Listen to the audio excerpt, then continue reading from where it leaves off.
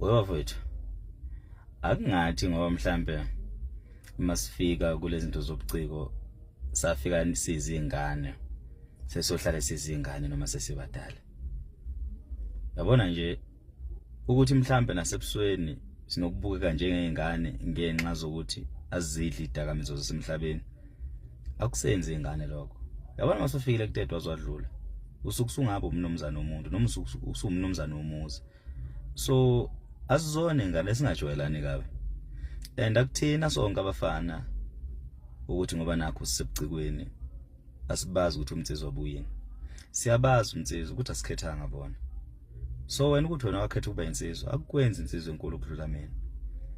So ngelinye ilanga ukuthi mawukhuluma ukhumbula ukuthi hayi noma iyiciko kodwa naye waqhathwa khulelwe emakhaya.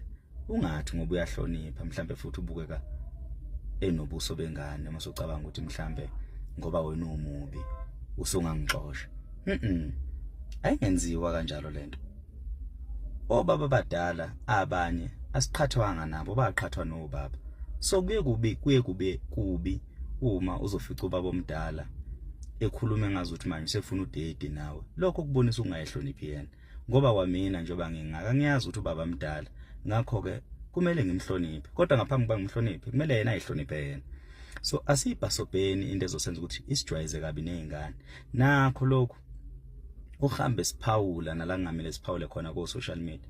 Kwakhona lokho kuzoqeda inhlonipho. Ugcina ungasabukeki njengobaba kodwa ugcina ubukeka njengebhukazi nje eliyiwuwa elifana njengebhelundi khayithi into endiza nomoya.